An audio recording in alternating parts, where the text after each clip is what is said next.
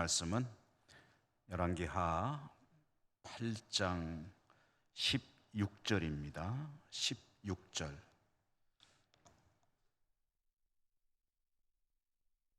16절에서 끝절 29절까지 한 절씩 교독으로 읽겠습니다. 이스라엘의 왕 아합의 아들 요람 제5년에 여호사밧이 유다의 왕이었을 때에 유다의 왕 여호사밧의 아들 여호람이 왕이 되니라. 여호람이 왕이 될 때에 나이가 32세라. 예루살렘에서 8년 동안 통치하니라. 그가 이스라엘 왕들의 길을 가서 아합의 집과 같이 하였으니 이는 아합의 딸이 그의 아내가 되었음이라. 그가 여호와 보시기에 악을 행하였으나 여호와께서 그의 종 다윗을 위하여 유다 멸하기를 즐겨하지 아니하였으니 이는 그와 그의 자손에게 항상 등불을 주겠다고 말씀하셨음이더라. 여호람 때에 에돔이 유다의 손에서 배반하여 자기 위에 왕을 세운 고로 여호람이 모든 병거를 거느리고 사일로 갔더니 밤에 일어나 자기를 에워싼 에돔 사람과 그 병거의 장관들을 치니 이에 백성이 도망하여 각각 그들의 장막들로 돌아갔더라. 이와 같이 에돔이 유다의 수하에서 배반하였더니 오늘까지 그러하였으며 그때에 림나도 배반하였더라. 여호람의 남은 서적과 유다 왕 역대 지략에 기록되지 않. 여호람이 그의 조상들과 함께 자매 그의 조상들과 함께 다윗성에 장사되고 그의 아들 아하시아가 대신하여 왕이 되니라. 이스라엘의 왕 아합의 아들 요람 제12년에 유다 왕 여호람의 아들 아하시아가 왕이 되니 아하시아가 왕이 될 때 나이가 22세라. 예루살렘에서 1년을 통치하니라. 그의 어머니의 이름은 아달랴라. 이스라엘 왕 오므리의 손녀이더라. 아하시아가 아합의 집 길로 행하여 아합의 집과 같이 여호와 보시기에 악을 행하였으니 그가 아합의 집의 사위가 되었음이라. 그가 아합의 아들 요람과 함께 길르앗 라못으로 가서 아람 왕 하사엘과 더불어 싸우더니 아람 사람들이 요람에게 부상을 입힌지라. 요람 왕이 아람 왕 하사엘과 싸울 때에 라마에서 아람 사람에게 당한 부상을 치료하려 하여 이스라엘로 돌아왔더라. 유다의 왕 여호람의 아들 아하시아가 아합의 아들 요람을 보기 위하여 내려갔으니 이는 그에게 병이 생겼음이더라. 아멘. 오늘도 말씀이 주시는 은혜가 여러분과 함께 하시기를 기원합니다. 마태복음에 보면 하나님의 나라에 관한 말씀을 주실 때에 하나님의 나라를 이루는 그 가장 시초가 되는 이야기를 씨 뿌리는 비유로 들려주고 있습니다. 씨 뿌리는 비유 이야기는 농사에 관한 이야기도 아니고 축복에 관한 이야기도 아닙니다. 그것은 하나님의 나라를 누리며 살 수 있는 사람이 어떤 사람이냐 하는 이야기를 들려주는 그런 말씀입니다. 하나님께서 말씀의 씨앗을 뿌려주실 때에 그 말씀이 그에게서 결실을 거둘 수 있는 그런 사람이냐 그렇지 못하냐 그것에 따라 그가 하나님 나라 백성으로 살 수 있느냐 없느냐가 갈려지게 된다는 그런 이야기거든요. 그러므로 하나님의 말씀을 받으면서 받는 이들은 내가 그 여러 가지 밭의 모양 중에 잘 갈리어진 밭으로서 하나님 말씀을 받는 그런 밭이 되어야 되겠다 하는 그 일에 힘쓰는 자세가 필요한 것이겠고요. 그렇게 하나님 말씀을 받을 때에 그래서 뿌리를 내리고 열매를 맺게 될 때에 그에게 하나님의 나라가 이루어진다 하는 그런 말씀입니다. 열왕기하 이야기를 하나님 말씀으로 우리가 오늘도 봤습니다. 이 말씀이 여러분에게 그와 같은 능력의 말씀이 되기를 바라고요. 열왕기하는 그동안에 이제 몇 주 동안에 우리가 주로 엘리사 선지자 이야기를 들었습니다. 그런데 오늘 우리가 함께 읽었습니다만은 이제 엘리사 이야기, 엘리사 선지자 이야기는 잠시 중단되고 이제 왕들의 이야기가 전개되고 있죠. 그래서 북왕국의 아목의 왕, 남왕국의 아목의 왕, 뭐 왕이 되고 안 되고 뭐 이런 이야기들이 교차해 가면서 전개가 되게 되는데요. 오늘 우리가 받은 말씀에는 남왕국이죠. 남왕국 유다에서 왕이 되는 사람 이야기로 이제 시작이 되고 있습니다. 북왕국에서는 여러분 이름이 많이 나오니까 좀 이렇게 막 혼동되고 그러는데 그 이름 하나하나에는 너무 크게 혼선이 생긴다고 그래서 실망하시지 말고요. 그 중심이 되는 스토리를 잘 이해하시면 되리라 생각이 됩니다. 북왕국에는 요람이라고 하는 사람이 왕으로 다스리고 있을 때의 이야기다로 시작이 되죠. 이 북왕국의 요람이라고 하는 왕은 누구냐 하면은 바로 그 유명한 아합 임금의 아들입니다. 이 아합이 죽고 그 아들 요람이 왕이 되어서 북왕국 이스라엘을 통치하고 있을 때에 남왕국에서는 여호사밧이라고 하는 사람이 왕으로 있다가 그 아들 여호람이라고 하는 사람이 왕이 되었다라는 이야기로 오늘 우리가 읽은 이 단락이 시작되고 있는 겁니다. 그러므로 오늘 이야기는 이 여호람이라고 하는 새로 왕이 된 인물 이야기로구나 하는 것을 알 수가 있지요. 이 여호람이라고 하는 남왕국 유다의 왕이 된 이 사람은 32살의 왕위에 올랐다. 그리고 8년간 왕노릇했다. 이렇게 되어 있습니다. 비교적 짧은 기간 동안 왕위에 재위하였음을 알 수가 있죠. 이 사람의 삶에 대해서 성경이 많은 이야기를 하고 있지는 않습니다. 비교적 간략하게 그의 인생을 언급하고 있는데, 그런데 그 간략하게 언급되는 그의 인생의 시작되는 부분이 보니까 썩 좋지가 못합니다. 그러니까 그 인생 이야기가 하나님이 보실 때에 뭐 그렇게 할 얘기가 많지가 않은데, 그렇지만 그 짧은 이야기이지만 근데 그것조차도 썩 그렇게 좋지 못한 이야기로 시작이 된다 하니까 우리는 벌써 이 여호람이라는 인물이 하나님 보시기에 그렇게 올바르지 못한 인물이로구나 하는 것을 짐작을 할 수가 있게 되죠. 오늘 이 본문에서 시작되는 여호람 이야기 인생 그 출발, 그 첫 이야기는 그가 이스라엘 왕들의 길로 갔다라는 것으로 시작이 되고 있습니다. 이스라엘 왕들의 길로 갔다.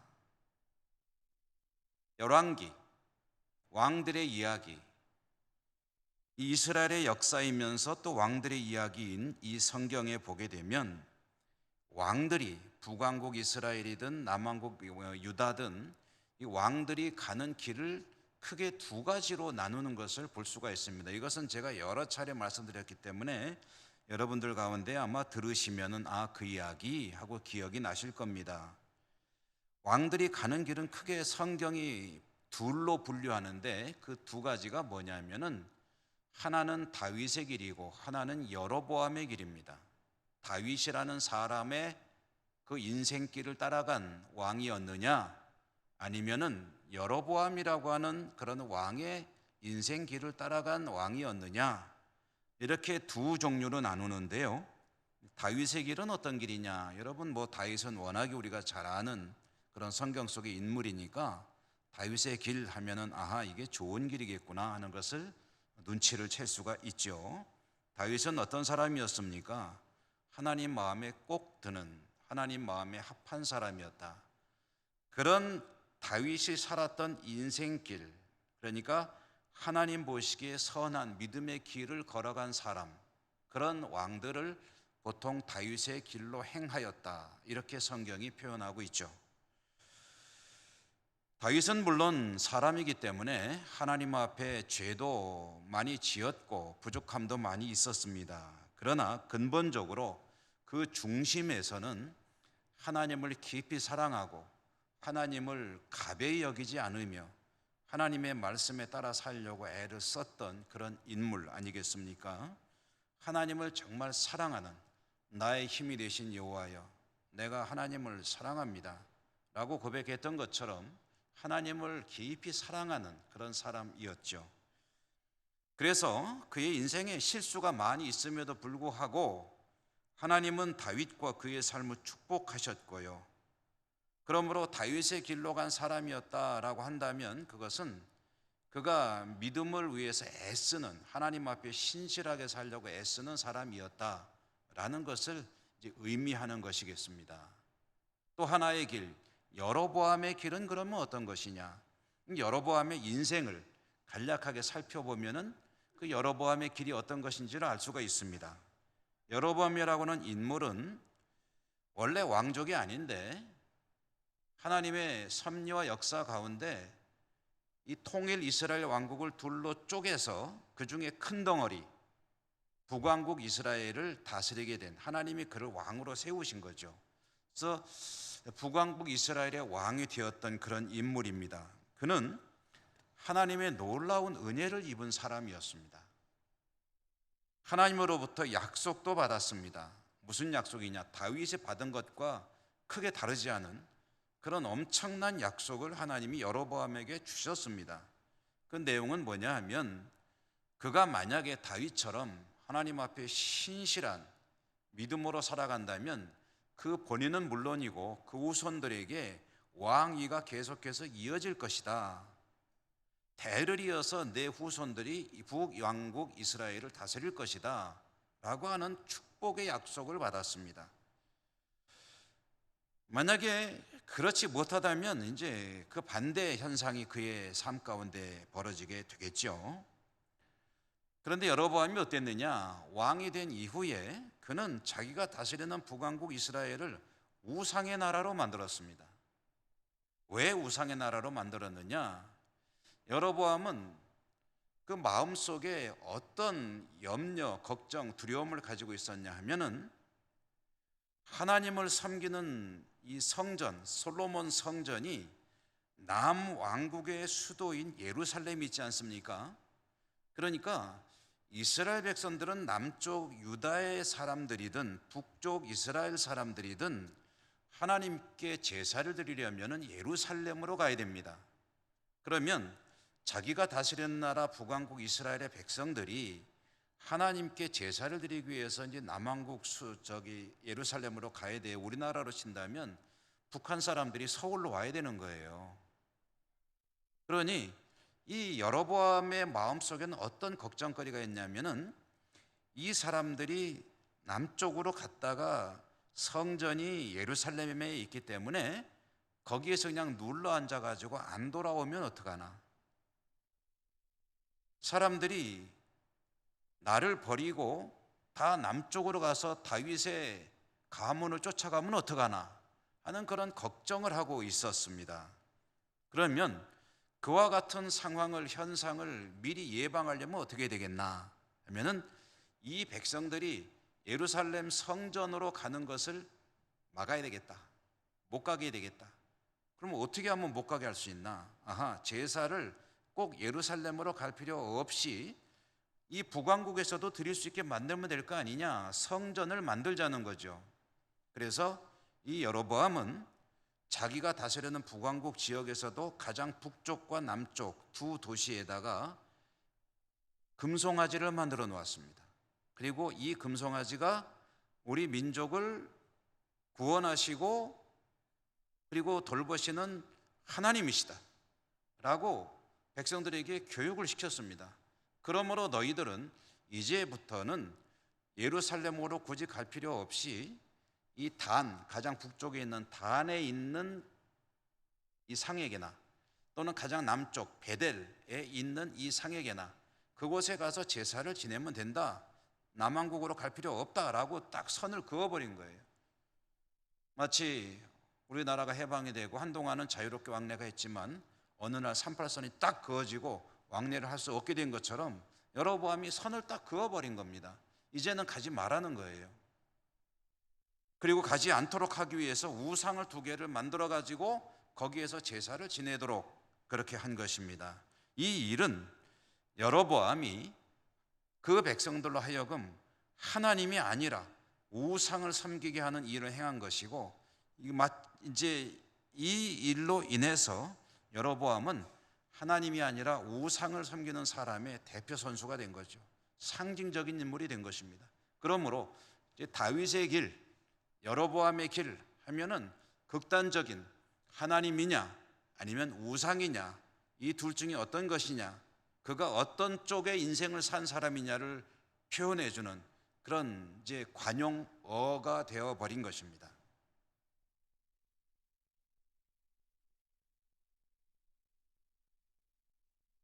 여러분과 저는 다윗의 길로 가는 사람들이겠죠.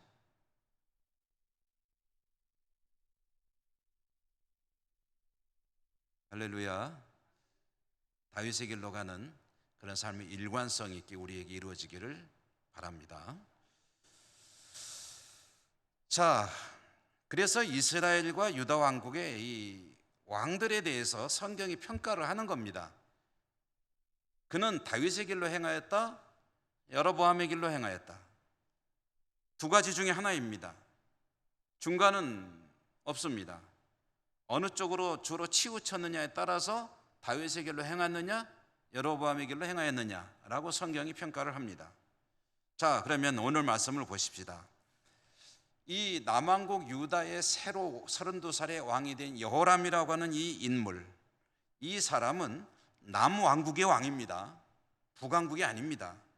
남왕국 유다의 왕이기 때문에 혈통으로 따지면 뭐냐면은 다윗의 직계 후손입니다. 다윗의 직계 혈통이고요. 그 아버지인 여호사밧 임금, 이 여호사밧 임금은 비교적 하나님을 잘 섬기는 그런 다윗의 길, 자기 조상 다윗의 길로 행했던 괜찮은 아버지요 왕이었습니다. 그러니까 신앙이 괜찮은 아버지였다는 거예요. 그런데 여호람은 왕이 된 후 어떤 길을, 어떤 노선을 걸었느냐 하고 보니까 우리가 처음에 시작될 때 뭐라고 그랬다고요? 그가 이스라엘 왕들의 길을 갔다. 여호람의 인생을 평가할 때 제일 먼저 성경이 하는 말이 뭐냐면 그는 이스라엘 왕들의 길로 갔다라고 이야기를 하는 거예요. 남왕국 유다의 왕인데 그는 북왕국 이스라엘 왕들의 길로 갔다라고 하는 것이 무슨 의미겠습니까? 말은 그렇게 했지만 이것은 그가 자기 조상 다윗의 길로 행한 것이 아니라 여로보암의 길을 따라갔다는 이야기를 이렇게 쓴 것입니다. 여로보암은 북왕국 이스라엘의 말하자면 첫 번째 임금 아니겠습니까? 하나님을 섬기는 것이 아니라 우상을 섬기는 길을 택한 남왕국 왕이었다. 물론 남왕국 왕들 가운데 다윗부터 따진다고 해보죠. 다윗, 솔로몬과 르호보암으로 쭉 해서 이어지는 왕들 보면은 그 왕 중엔 좀 모자란 왕들도 있었습니다. 다 그렇게 다윗처럼 훌륭한 왕이 되었던 것은 아닙니다. 그러나 명백하게 다윗의 길이 아니라 여로보암의 길로 행했다라고 아주 공식적으로 성경이 평가하기 시작한 남왕국의 왕은 여호람이 첫 번째입니다. 그러니까 가장 나쁜 길로 들어선 남왕국 왕의 스타트라는 거죠. 자, 그러면 여기서 우리가 이제 이런 생각을 해봐야 됩니다.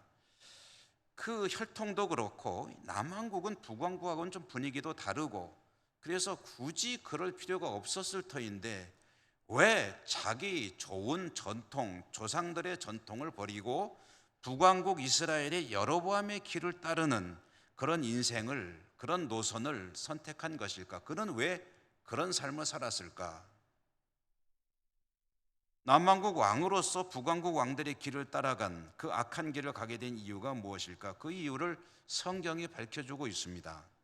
오늘 우리가 받은 말씀의 18절에 그 이야기가 나오는데요. 여러분 18절을 한번 같이 읽어보실까요? 18절 말씀 한번 읽어보겠습니다. 화면에도 나오네요. 한번 같이 읽죠. 시작.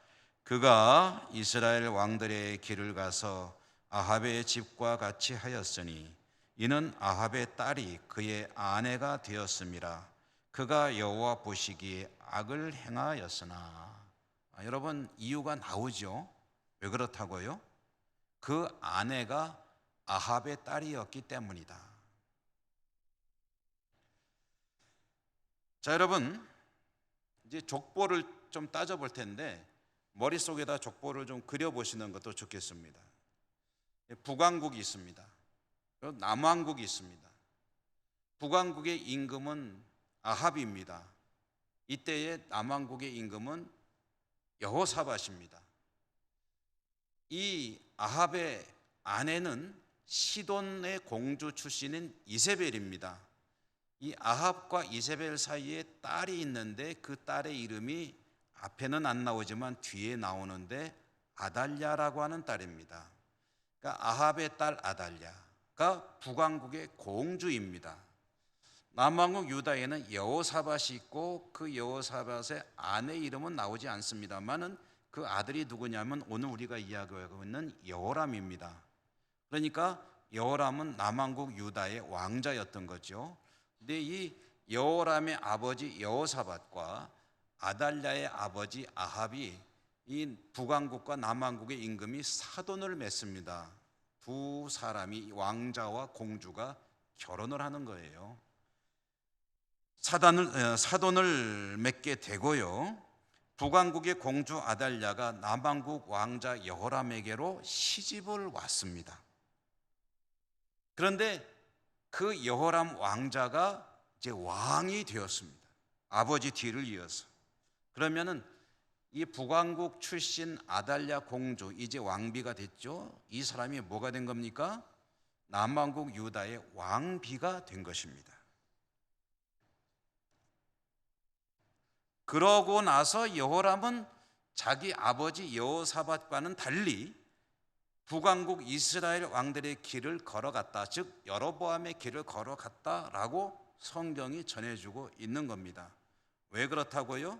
그 아내가 아합의 딸이었기 때문이다라고 이야기하고 있는 거예요. 이것은 아합의 딸 때문에 여호람이 자기 조상들의 길이 아니라 자기 처갓집 전통을 따라가게 되었다. 그런 이야기입니다. 옛날에 그런 광고가 있었죠. 아주 그 아름다운 여배우가 나와가지고 시청자들을 향해서 속삭이듯이 그런 말을 했었습니다. 남자는 여자하기 나름이에요. 그런 광고가 있었습니다. 생각 안 나십니까? 유명한 광고입니다. 우리나라 광고 역사 속에서 아주 몇 개 안 되는 꼽히는 광고 중에 하나입니다. 남자는 여자하기 나름이에요. 이 여배우가 그 당시도 유명했었지만은 이 광고 때문에 오히려 더 유명해지고 해가지고 국민적인 스타가 됐던, 광고로 스타가 된 그런 여배우였죠. 여러분, 그렇죠. 남자든 여자든 배우자의 영향력은 절대적이죠. 여호람이 남왕국의 왕이었는데 왜 자기 조상들의 전통과 그 길을 따르지 않고 자기 처가 북왕국 왕들의 길을 따랐다고 하나님께서 평가를 하시는 그런 왕이 되었는가? 그것은 순전히 그 아내 때문이었다라고 성경이 이유를 밝혀주는 겁니다. 그러면 그 아내가 어떤 사람이었느냐? 여호람의 아내는 단순한 북왕국 여성이라고 할 수가 없습니다. 그 어머니를 보면은 이 딸이 어떤 딸이었는가를 짐작할 수가 있습니다. 그 어머니 이세벨은 이방 나라 시돈의 공주로서 북왕국의 왕자 아합에게 시집을 와서 북왕국이라고 하는 이 만만치 않은 나라를 자기 남편을 쥐고 흔들어 가지고 이 하나님의 백성들의 이 나라를 바알을 섬기는 나라로 완전히 바꾸어 놓은 그런 아주 당찬 여성입니다. 여장부라고 해도 될 것 같아요. 막강한 영향력을 행사하던 여성이었고, 아합에 대해서는 두려워하지 않는 선지자 엘리야도 한마디로 위축시켜서 멀리 쫓아내버린 그런 아주 무시무시한 여성입니다.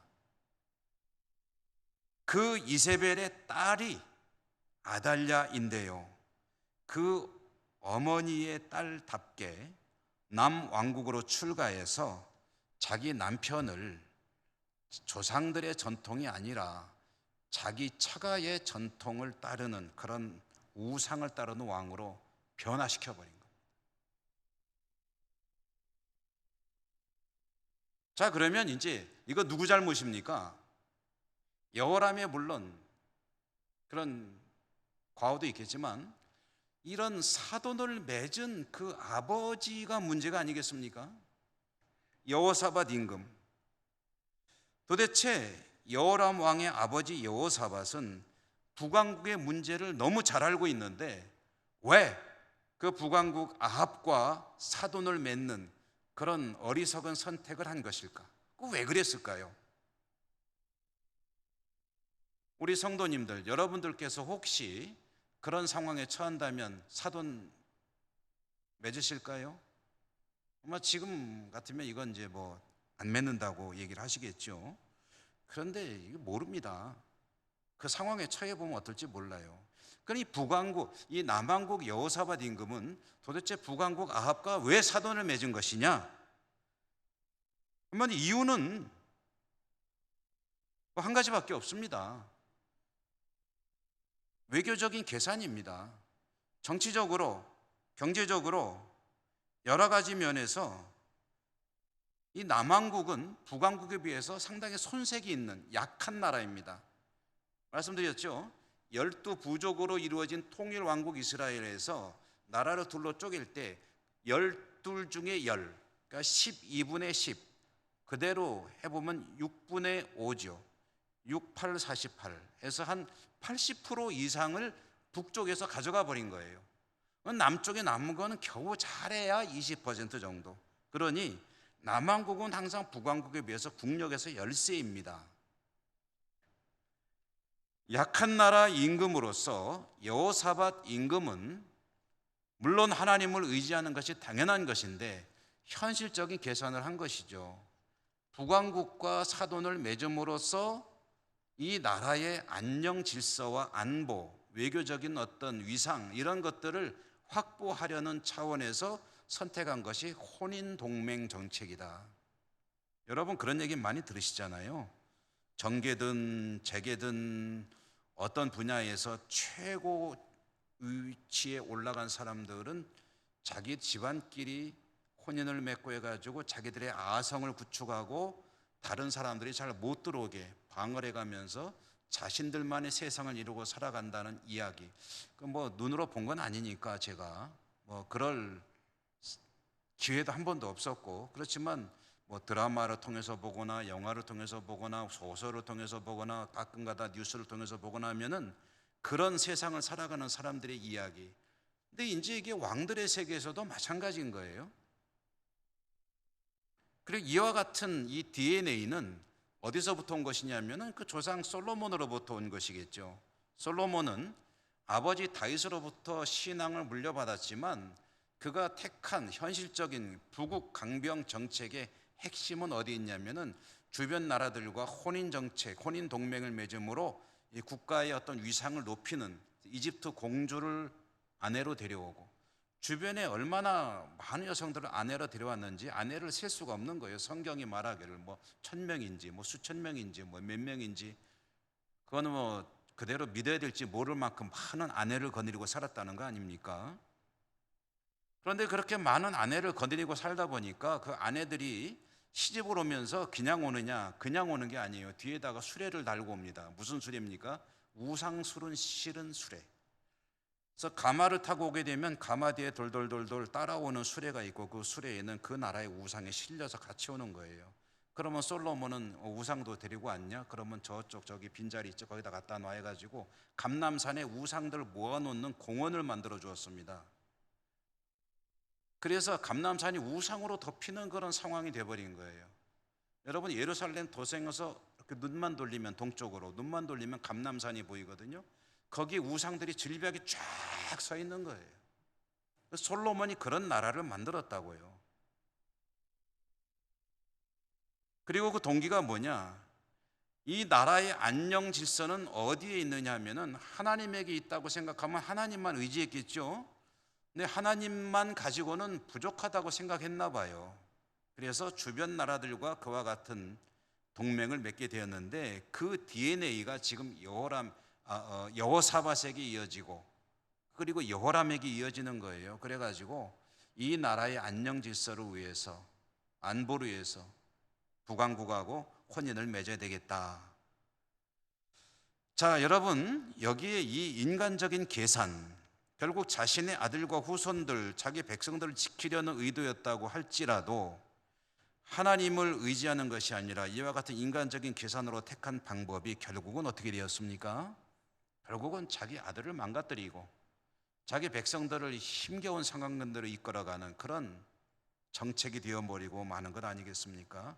아이러니죠. 신앙과 역사의 아이러니. 안타까운 일입니다. 여러분, 나의 삶을 물론이고 내 자손들, 내가 속한 이 공동체, 사회, 교회는 물론이고요. 가정, 어디든지 그 내가 속한 공동체가 잘 되기를 바란다면 제일 먼저 할 일은 하나님을 의지하는 일입니다.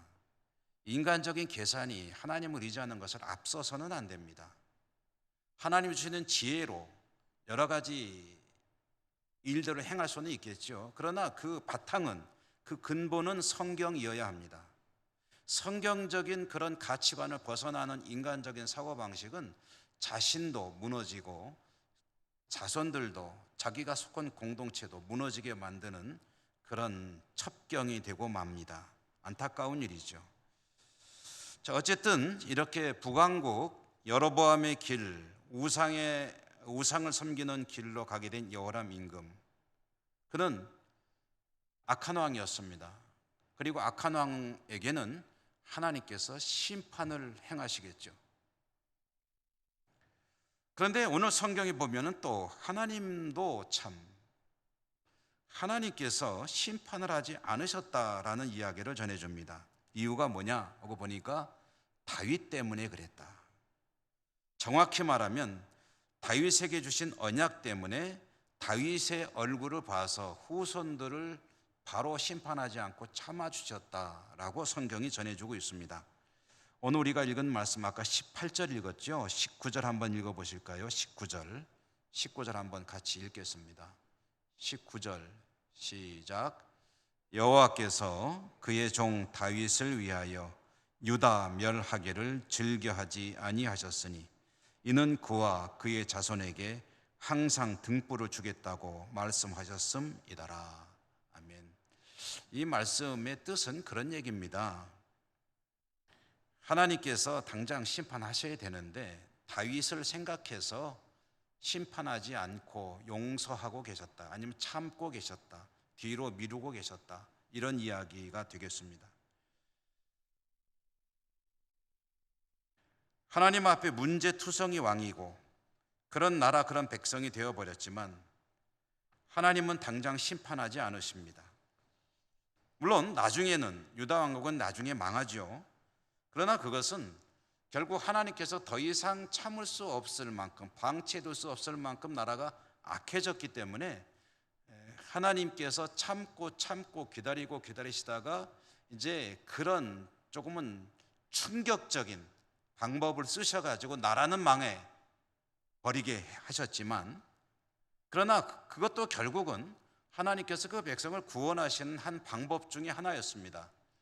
바빌론의 포로로 끌려간 백성들을 돌아오게 하셨고 그들이 다시 신앙의 맥을 이어가게 하셨으며 그들 가운데서 하나님의 아들 메시아가 탄생하게 하심으로 하나님은 인류 구원을 위한 그 계획을 중도에 조금도 변경하지 아니하시고 그대로 이어가고 계셨다는 것을 성경이 전해주고 있죠.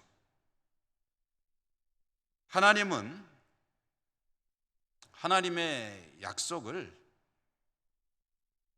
버리거나 포기하시거나 변경하지 않으십니다. 혹 그 백성이 그 앞에서 죄를 범할지라도 구원의 약속을 반드시 지키시고, 그리고 하나님 앞으로 돌아오는 백성들을 하나님 백성으로, 생명으로, 구원으로 이끌어 가십니다. 다윗 때문에 이렇게 보면은요, 오늘 말씀만 보면은 이 유다 왕국이 사실 당장 하나님으로부터 큰 징계를 받아도 할 말이 없는 상황이 되게 되는데, 그러나 하나님의 심판이 유보되는 것을 오늘 말씀은 뭐라고 평가하느냐 하면은 그게 다윗 때문이었다라고 이야기를 합니다. 하나님이 다윗을 봐서 용서하셨다. 사실 그렇죠. 요즘에 새벽에 출애굽기 있는데, 출애굽기에서도 그렇지 않습니까? 이스라엘 백성이 하나님 앞에 당장 진멸을 당할 죄를 범하지만 모세가 간절하게 기도할 때 모세를 봐서 내가 용서하겠다. 소돔과 고모라는 의인 10명이 없었죠. 그래서 망했죠. 예레미야 선지자 때에는 하나님께서 뭐라고 말씀하시냐면, 예루살렘에 가서 빨리 한 사람만 찾아라. 의인 한 사람만 찾아내면은 내가 계획을 다시 바꾸겠다라고 말씀하셔요. 한 사람 때문에 나라가, 백성이 구원을 받는다는 이야기, 성경 속에서 정말 낯설지 않게 이곳저곳에서 찾아볼 수가 있습니다. 사도 바울이 그 사실을 깨달았죠. 그래서 로마 교회로 편지를 보내면서 로마서에서 그렇게 말씀하지 않았습니까? 한 사람 아담 때문에 인류가 멸망하게 되었지만, 죄의 가운데로 들어가게 되었지만, 한 사람 예수 그리스도 때문에 그 멸망에 처해질 인류가, 백성들이, 민족이, 온 세계가 구원에 이르게 되었다라고 말씀하고 있지 않습니까? 그러고 보면 한 사람이라는 단어가 참 중요한 단어입니다. 한 사람 때문에 우리들의 삶도 알지 못하는 사이에 엄청난 그런 변화의 과정으로 들어가게 되기도 하지요. 여러분, 제 목회를 하면서 이렇게 보면은요, 참 괜찮은 아주 좋은 믿음의 가문들인데 거슬러 올라가 본 항상 한 사람이에요. 한 사람이 복음을 받아들임으로써 그 가정이, 그리고 대를 이어서 그 가문이 믿음으로 살아가는 가문이 되는 그런 이야기를 뭐 얼마나 많이 듣는지 몰라요. 그리고 지금도 시작이 되고 있죠. 한 사람에게 복음이 전해지고 그를 통해서 그 가정이 복음화되고 또 가문이 복음화되고, 뭐 시간은 좀 오래 걸릴지 모르겠으나 그 한 사람 때문에 수많은 사람들이 구원받는 것을 보게 되지 않습니까? 그 한 사람 때문에 나는 물론이고 가정이, 그가 속한 공동체가, 좀 크게 보면 나라가, 민족이 구원받는 것을 보게 되고 온 인류가 복을 받는 것을 또한 보게 됩니다. 여러분, 이왕이면 여러분 때문에 여러분이 속한 그 공동체가 축복받는 그런 신앙과 삶이 되시기를 주님 이름으로 축원합니다. 남은 이야기는 뭐 다 드리면은 좀 길어질 것 같고요. 간단히 매듭을 치면, 하나님께서 심판은 유보하셨는데, 그런데 그렇다고 해서 또 그냥 두느냐면 또 그건 아니에요. 고생은 좀 하게 하십니다. 그래서 그동안 다스리던 에돔이라는 나라, 그 림나라고 하는 이 도성, 이런 나라들이 반란을 일으켜요. 그런데 그거를 제압을 할 힘이 없게 만들어 버립니다. 북왕국하고 사돈 맺은 게 나라를 강력하게 하고 싶은 그런 소망이 있어가지고 그런 무리수를 두었는데, 현실적으로 나라가 그렇게 되었느냐? 아니에요. 다스리던 나라가 배반하고 반란을 일으키는데 그거 제압할 힘이 없는 그런 아주 미약한 나라가 되어버리는 것이 현실적인 결과였습니다. 하나님을 떠나서 자기 방식으로 뭔가 해보겠다고 하는 것이 뭐 성경적이라면 얼마든지 좋지요. 하나님의 말씀에 근거한 노력이라면 얼마든지 좋은 것이겠으나, 하나님께서 원하시는 것과 반대되는, 배치되는 방향으로 나가면서 한번 잘 돼보겠다고 하는 것은, 그것은 사실은 자신의 어떤 모든 강함을 약함으로 바꾸는 어리석은 선택이 되는 것입니다. 우리의 강함은 어디에 있느냐? 나의 지략에 있고, 나의 전략, 나의 선택, 내가 잘하는 것이 있는 것이 아니라 하나님의 은혜에 있습니다. 여러분, 하나님 의지하는 것이 내가 복받는 삶으로 나가는 첩경인 것을 기억하시고 늘 하나님과 동행하시는 여러분의 삶이 되시기를 주님 이름으로 축원합니다. 은혜로우신 하나님 감사합니다. 열왕기 이야기 읽어나가며 오늘은 여호람이라고 하는 한 사람의 이야기, 어리석은 선택, 그로 인한 결과를 간략하게 생각해 보았습니다. 혹여 저희들이 이런 선택의 길로 가고 있는 것은 아닌지 두렵습니다. 성령님 지혜를 더해 주시고 늘 하나님을 향해 열린 마음으로 전향적인 자세로 힘을 내어 달려가는 저희들의 믿음과 삶이 되게 인도하여 주시고 결국은 승리하여 하나님께 영광 돌리는 저희 모두가 되게 하여 주시옵소서.